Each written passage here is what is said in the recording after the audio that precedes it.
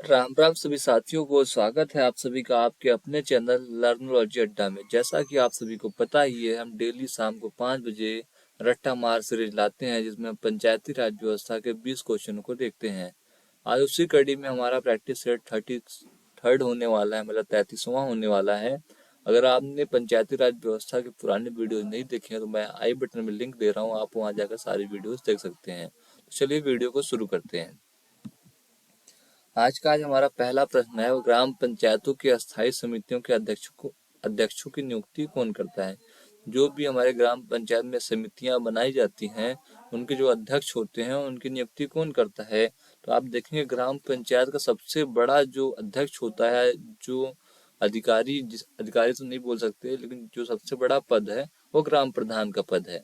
तो ग्राम प्रधान ही अस्थायी समितियों के अध्यक्षों की नियुक्ति करता है, उन्हें मनोनीत करता है। तो हमारा जो पहला ऑप्शन है, ये ऑप्शन है बिल्कुल सही है, ग्राम प्रधान। ठीक है, चलिए देखते हैं अगले प्रश्न को। कोई व्यक्ति ग्राम पंचायत का प्रधान या सदस्य निर्वाचित होने के लिए अनर्ह होगा यदि, अनर्ह का मतलब होता है अनएलिजिबल होगा, उसकी एलिजिबिलिटी नहीं होगी ग्राम प्रधान या ग्राम पंचायत सदस्य का चुनाव लड़ने के लिए, अगर वो संसद या राज्य विधानमंडल का सदस्य हो, किसी जिला पंचायत का सदस्य या उपाध्यक्ष हो, किसी सहकारी संस्था का अध्यक्ष या उपाध्यक्ष हो।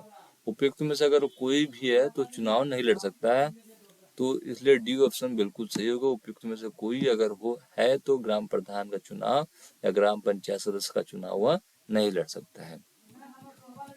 इसके बाद देखते हैं 543वां क्वेश्चन है हमारे सामने। राज्य सरकार द्वारा न्यूनतम कितनी जनसंख्या वाले ग्राम या ग्राम समूह को पंचायत क्षेत्र घोषित किया जा सकता है। जैसे किसी भी गांव की अगर आबादी नहीं, वहां के वोटर की संख्या 1000 हो जाती है, तो वो अगर चाहे तो अपना जिला अधिकारी के यहाँ पत्र लिख के या राज्य निर्वाचन आयोग के यहाँ पत्र लिख के वो अलग ग्राम पंचायत की मांग कर सकता है। ठीक है, तो 1000 कम से कम मिनिमम 1000 आपकी अगर वोटर लिस्ट आपके गांव की हो गई है और आप किसी ग्राम पंचायत दूसरे ग्राम पंचायत में अटैच हैं, तो अलग ग्राम पंचायत की आप मांग कर सकते हैं। इसलिए बी ऑप्शन बिल्कुल सही है। चलिए देखते हैं अगले क्वेश्चन को। अगला क्वेश्चन है हमारे सामने, पंचायत के किसी सदस्य का कार्यकाल कितना होता है। 6 वर्ष, 5 वर्ष, 7 वर्ष या ग्राम पंचायत के कार्यकाल तक। तो आपको बता दूं, 5 वर्ष तो होता ही होता है, लेकिन अगर किसी का मान लीजिए बाद में चुनाव हुआ है तो उसका कार्यकाल कब तक होगा, तो ग्राम पंचायत का जो कार्यकाल होगा तब तक उसका कार्यकाल होता है। ठीक है, कोई सदस्य बाद में चुना गया, कब चुना गया, किसी की मृत्यु हो गई, तो जो भी ग्राम पंचायत का कार्यकाल वर्तमान में चल रहा होगा वहां तक उसका कार्यकाल चलेगा। अगर डी ऑप्शन में नहीं होता तो हम 5 वर्ष पे क्लिक करते हैं, लेकिन अगर डी भी ऑप्शन में है तो हमें डी को चुनना पड़ेगा। अगला प्रश्न है हमारे सामने, संविधान की 11वीं अनुसूची के संबंध में असत्य कथन बताइए। इसमें से 4 कथन है, उसमें से एक गलत होगा। 11वीं अनुसूची के हिसाब से उसे देखना है हमें। तो 11वीं अनुसूची में कुल 27 विषय शामिल हैं, यह पहला ही गलत है, क्योंकि क्योंकि जो 11वीं अनुसूची में पंचायत से संबंधित 29 विषयों को शामिल किया गया है। बी ऑप्शन है, 11वीं अनुसूची का संबंध संविधान के अनुच्छेद 243(6) से या जी से है, तो यह भी बिल्कुल सही है। उसके बाद सी है, 73वें संविधान संशोधन अधिनियम 1992 द्वारा यह सूची में शामिल किया गया है, तो यह बात भी सही है। इस संशोधन अधिनियम की धारा 4 द्वारा 11वीं अनुसूची जोड़ी गई है, यह भी सही है। तो जो ए ऑप्शन है, 11वीं अनुसूची में कुल 27 विषय शामिल है, यह गलत है, क्योंकि 11वीं अनुसूची में कुल 29 विषय शामिल हैं। तो ये ऑप्शन गलत है। चलिए देखते हैं अगले प्रश्न को। अगला प्रश्न हमारे सामने है, निम्न में से ग्राम पंचायतों के कार्यों में शामिल नहीं है। 4 ऑप्शन दिए गए हुए हैं, इसमें से एक या दो, एक जो होगा वो ग्राम पंचायत का कार्य नहीं होगा, इसको हमें देखना है। तो सामुदायिक अस्थियों का अनुरक्षण किसका कार्य है, तो यह पंचायतों का कार्य है। स्वास्थ्य एवं स्वच्छता भी पंचायतों का कार्य है हमारे। ईंधन और चारा भी हमारे पंचायत का कार्य है। लेकिन जो डी ऑप्शन है, सांस्कृतिक, शैक्षणिक और सौंदर्यपरक आयामों की अभिवृद्धि, यह जो कार्य है यह किसका कार्य है, तो ये जो हमारा शेड्यूल 12 है ना, नगर निगम 12, उसका कार्य है। तो चलिए देखते हैं अगले क्वेश्चन को।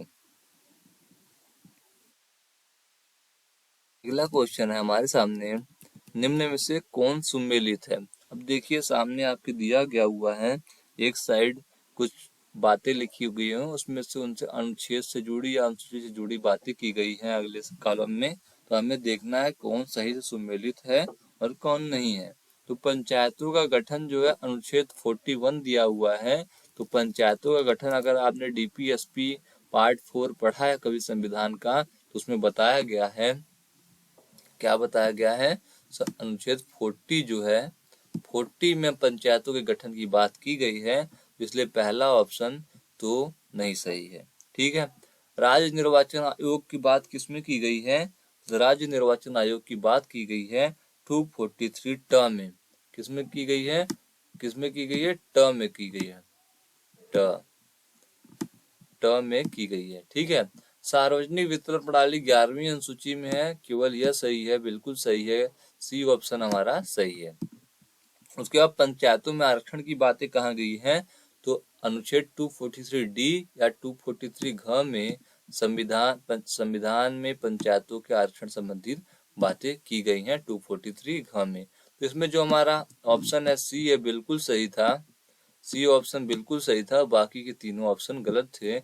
हमने उसे सुधार दिया है पंचायतों का गठन अनुच्छेद 40 में, राज्य निर्वाचन आयोग 243 ट में और पंचायतों में आरक्षण 243 घ में बात की गई है। चलिए देखते हैं अगले प्रश्न को। अगला प्रश्न है हमारे सामने, कहाँ गया, अगला प्रश्न हमारे सामने है, सूची 1 का सूची 2 से मिलान कीजिए। अब भूमि विकास की बात कहाँ कही गई है, तो भूमि विकास की बात 11वीं अनुसूची में की गई है। कहाँ की गई है, तो 11वीं अनुसूची में की गई है। और जो ग्राम सभा है हमारा, ग्राम सभा का परिभाषा कहाँ दिया गया हुआ है, तो जो ग्राम सभा का परिभाषा है वो आप अनुच्छेद 243 का जब पढ़ेंगे तो उसमें ग्राम सभा का परिभाषा दिया गया है कि गांव में जो भी वयस्क रह रहे हैं, अगर उनका नाम मतदाता सूची में है तो वो ग्राम सभा के सदस्य हैं। यह बात 243 क में की गई है। फिर देखते हैं अगला, पंचायतों का गठन जो है, पंचायतों के गठन की बात की गई है 243 ख में। किसमें की गई है, 243 ख में की गई है। उसके बाद डी ऑप्शन है, पंचायतों की शक्तियां जो है उसकी बात किसमें की गई है, 11वीं अनुसूची की बात किसमें की गई है, तो की गई है 243 6 में बात की गई है। यह बिल्कुल सही है। इस प्रकार से इनका मिलान हुआ है। ठीक है। अब देखते हैं, चलते हैं, इनका जो कूट दिया हुआ है कूट के हिसाब से देखते हैं। तो ए का कहाँ गया, ए का 1 में, फिर 2 का 3 में, 1 3 2 4, 1 3 2 4 वाला देखते हैं ऑप्शन, ए ऑप्शन बिल्कुल सही है। ठीक है। कौन सा ऑप्शन सही है, ए ऑप्शन बिल्कुल सही है। चलिए देखते हैं अगला क्वेश्चन, कौन सा सुमेलित नहीं है। इसमें भी मतलब कुछ सुमेलित है, कौन कुछ सुमेलित नहीं है, उनको हमें देखना है कौन सा सही से सुमेलित नहीं है। तो पहले नंबर पर हम देख रहे हैं सहकारी समितियों की बात की गई है। तो सहकारी समितियां जो है हमारी वो भाग 9 ग में नहीं है, भाग 9 ग में नहीं है, वो कहाँ पर है, तो भाग 9 ख में सहकारी समितियों की बात की गई है। 9 ख में सहकारी समितियों की बात की गई है। ठीक है। पार्ट 9 में पंचायत है, पार्ट 9 में पंचायत है, और पार्ट क में, भाग 9 के पार्ट क में कौन है, तो उसमें नगर पालिकाएं हैं। ठीक है। चलिए अब देखते हैं पंचायतों का जिक्र कहाँ किया गया है, तो पंचायतों का जिक्र भाग 9 में किया गया है, बिल्कुल सही है। नगर पालिकाओं का जिक्र कहाँ किया गया है, 9 क में किया गया है, बिल्कुल सही है। और संपत्ति का अधिकार का बात कहाँ की गई है, तो भाग 12 में की गई है। बाकी के तीनों सही हैं। पहला हमारा केवल सहकारी समितियां ही गलत था, उसको हमने सुधार दिया है, 9 ख में बात की गई है। चलिए देखते हैं अगले प्रश्न को। अगला प्रश्न हमारे सामने है, निम्न में से कौन सही सुमेलित है, मतलब 3 गलत है, एक ही सही है, इसको हमें देखना है। तो कौन सही सुमेलित नहीं है। पंचायतों की संरचना की बात किसमें की गई है, तो सारे गलत हैं, तो पहला ऑप्शन भी गलत है। तो पंचायतों की संरचना की जो बात की गई है वो किसमें की गई है, तो ग में की गई है, 243 ग में। किसमें, 243 ग में बात की गई है। और पंचायतों के लेखाओं की संपरीक्षा की बात किसके में की गई है, तो 243 ई में की गई है, बिल्कुल सही है। और निर्वाचन संबंधी मामले में न्यायालय हस्तक्षेप वर्जित नहीं करेगा, यह बात किसमें की गई है, तो यह बात की गई है 243 के अड़ा में, किसमें की गई है, अड़ा में या ओ में, किसमें की गई है, अड़ा या इंग्लिश में ओ में की गई है। अब वित्त आयोग की गठन की बात किसमें की गई है, तो 243 झ में की गई है। झ मतलब हो जाएगा आपका आई, 243 आई में की गई है, 243 आई में बात की गई है। तो जो बी ऑप्शन है हमारा यह बिल्कुल सही है, पंचायतों की लेखाओं की समपरीक्षा की बात 243 ईएम में की गई है, बाकी सब गलत थे, हमने उसे सुधार दिया है, आप उसे देख सकते हैं। चलिए अगले प्रश्न की तरफ चलते हैं। अगला प्रश्न हमारे सामने है, निम्न में से असत्य कथन है, मतलब कोई एक सुमेलित नहीं है सही से, हमें उसे इसमें भी देखना है कौन सही से सुमेलित नहीं है। तो पंचायत संबंधी परिभाषाएं किसमें दी गई हैं, अनुच्छेद 243 में है, बिल्कुल सही है, बिल्कुल सही है पहला। उसके बाद पंचायतें किसमें है, भाग 9 में है, यह भी सही है। पंचायतों की अवधि 5 साल होती है, किसमें बात की गई है, 243 अंग में बात की गई है। उसके बाद पंचायतों में स्थानों का आरक्षण जो है, मतलब आरक्षण की बात किसमें की गई है, तो ग में नहीं की गई है, किसमें की गई है, तो जो पंचायतों के आरक्षण की बात है वो 243 घ में या इंग्लिश में डी में की गई है। ठीक है, पंचायतों में आरक्षण की बात किसमें की गई है, 243 घ में या इंग्लिश में आर्टिकल 243 डी में की गई है। चलिए देखते हैं अगले क्वेश्चन को। अगला क्वेश्चन है, इस वाले में पंचायतों में स्थानों का आरक्षण 243 घ में की गई है, यह ऑप्शन असत्य है। अगले प्रश्न को देखें। अगला प्रश्न है हमारे सामने, इसमें भी सूची 1 सूची 2 है, इसमें से एक सही सुमेलित नहीं है, इसको हमें देखना है। ठीक है, तो पंचायत सदस्यों के लिए निरर्हताएं की बात जो है किसमें की गई है, तो 243 च में की गई है, बिल्कुल सही है। पंचायतों की शक्तियां की बात किसमें की गई, अनुच्छेद 243 छ में की गई है, ये भी बिल्कुल सही है। ग्राम सभा का परिभाषा कहाँ है, तो अनुच्छेद 243 क में है, ये भी बिल्कुल सही है। पंचायतों का कुछ क्षेत्रों में लागू न होना, यह बात किसमें की गई है, तो यह बात की गई है 243 ड में। ड मतलब ड ड में की गई है, पंचायतों का कुछ क्षेत्रों में लागू न होना। और वो लागू कहाँ नहीं हो रहा है, तो नागालैंड, मेघालय, मिजोरम में लागू नहीं होता है। क्यों नहीं होता है, तो लागू नहीं होता क्योंकि वहाँ पेशा अधिनियम चलता है, पेशा अधिनियम 1996। चलिए देखते हैं अगले प्रश्न को। इसमें जो हमारा डी ऑप्शन था यह असत्य था। अगला प्रश्न भी सूची 1 सूची 2 है, निम्न में से कौन सही सुमेलित नहीं है, इसमें से कोई एक सही सुमेलित नहीं है, उसको हमें देखना है। तो पंचायत का संघ राज्य क्षेत्रों में लागू होना, यह गलत है, यह बात 243 च में न होकर यह बात की गई है 243 ठ में, किसमें की गई है, 243 ठ में यह बात की गई है। उसके बाद विद्यमान विद्यार्थियों और पंचायतों का बना रहा 243 ड में, बिल्कुल सही है।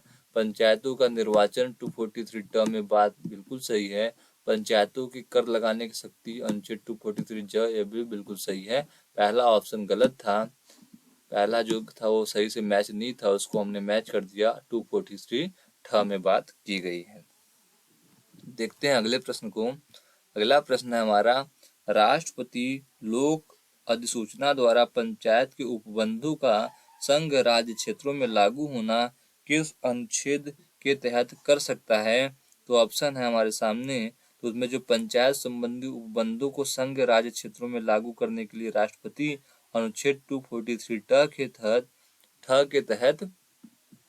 अनुच्छेद 243 ठ के तहत अधिसूचना जारी कर सकता है।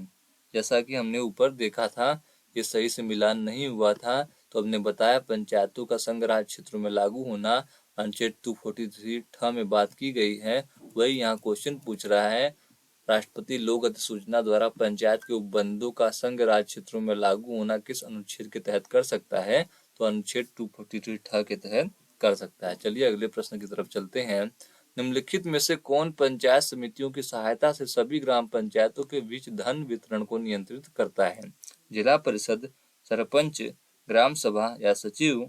तो जिला परिषद पंचायत समितियों की मदद से सभी ग्राम पंचायतों के बीच धन वितरण को नियंत्रित करता है।